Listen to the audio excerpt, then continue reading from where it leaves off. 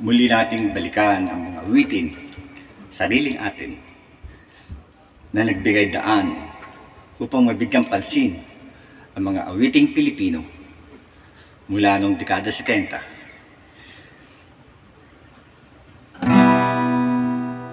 Hinahanap ko ngayon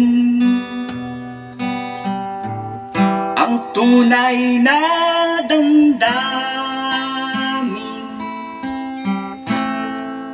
Hinahanap ko ngayon ang tunay na sariling ating, ang damdaming Pilipino nagbuhat pa sa lumang tribo.